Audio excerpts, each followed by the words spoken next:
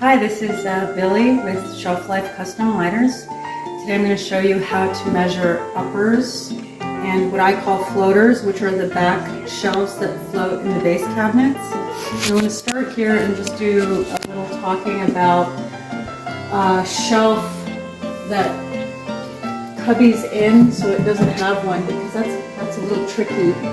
Oh, before we go any further, I do have to say that this video is specifically for people who are going to be doing a DIY measurement order with Shelf Life Custom Liners.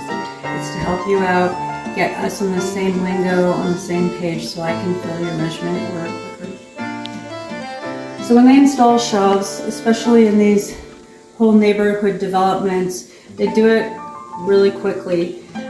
So the one thing that I want to point out about that is there could be unknown obstacles that you don't see. And I just want to get a visual of that. And then when we're done with that, we'll head downstairs to the demo kitchen and I'll do the rest of the measurements there. So here I am on the inside of the upper, and this is what I'm talking about here. This measures between a 16th and an 1/8. So if you really do have to stick your head in here and take a look around and see what's going on inside of these cubbies, especially if they're really super long. Anyways, let's head downstairs. So what's really important to remember right when you start measuring your uppers is working from a point spot and moving around the kitchen. So I always like to start from the left. You guys know how much I love the left. So I'm starting from the left, and I always go up, down, up, down, up, down, and then just move my way through the kitchen like that. And then for the floaters, I'll come back from the left and circle around the whole kitchen. So come and take a look at what that looks like, because there's terminology. So this is the basement bar, and then I'm not putting one above the fridge, so I left that line because I don't want to line up there yet. So this is upper number 1, which is this guy, and then there's 3 shelves in there, so I put top 1 of 3, 2 of 3, and 3 of 3, and then it's moving from left to right. And then the second one, number 2, the top 1, 2, 3, exact same, and then the upper, which is the third one on the line, same thing, 1, 2, 3, and then we'll stop there because, oh no, we don't have to, it's floaters next. So then it's floaters, I come back all the way to the left, I put floater wall, 1 of 2, left to right, and 2 of 2. And then we move to the island, which is on the other side of us, and it also has 2 floaters, and I'm working from left to right, but I've turned around, so my left is now over here, and then there's 2 of those. Okay, now I am going to just jump up on the counter here, and we're going to start measuring. Again, I'm not going to do every single one of these, so I'm going to focus on the middle one and just show you what I look for when I do the measurements. So just give me a moment to climb up here, because when I take measurements, I really do monkey around the kitchen. I get up on the counters and I make sure there's no pipe holes up in the echelons that you may just not see to the eye. So again, I start with the top one. I'm going to skip that one though and move right to the second one so we can get a better visual of it. So the floater shelves that are not the base floater shelves are a little different because they have the pegs on the side. Pegs are nasty when it comes to this product. And the last thing that I want to happen is that you solve one problem with your shelf liner, but then create another problem where these tabs are pushing up against the product, or the product's popping out from under the tab. So I highly recommend that you subtract the width of those tabs off of your measurement without the tabs.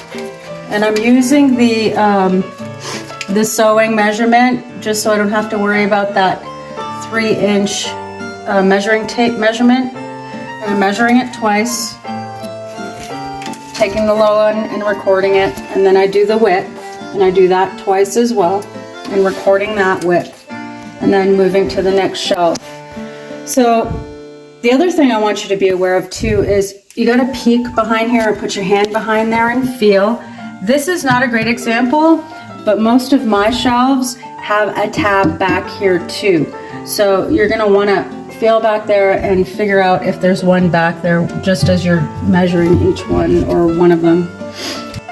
The bottom shelf is always bigger.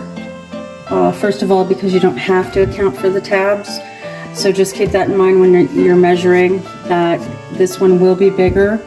A good thing to do though is if you are willing to compromise and make them all the same size, then they'd be interchangeable if something did happen to one.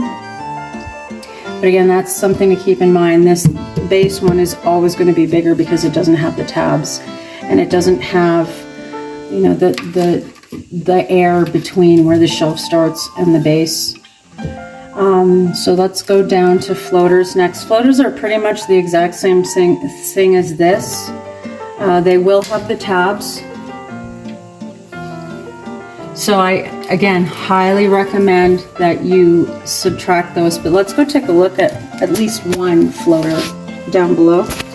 Alright, so this is the first floater on the left side. It's a double base. As you can see, we have the clips, so I subtracted that.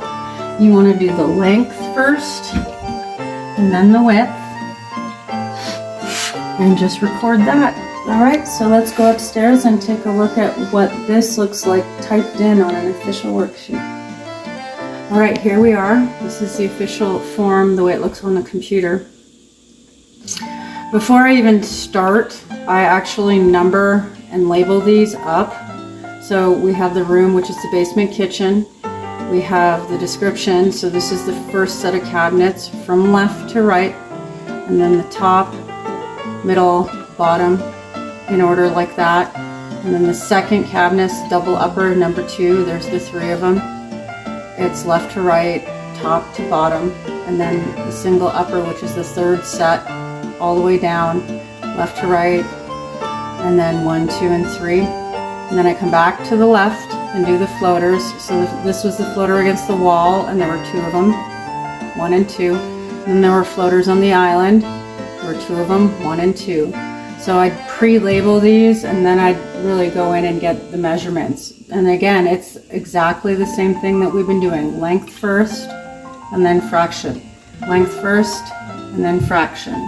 And then the 40 gauge all the way down. I mean, you don't have to fill this in. You could just put it up there, but you know, just for posterity, if you get in the flow and you get sidetracked, something might happen here. So I just filled all of that in. So this is pretty much what I would officially take in, or you would officially upload on the website, and then I could cut all these out for you. So I hope that's helpful, and I look forward to seeing your order here with Shelf Life Custom Liners. Thank you.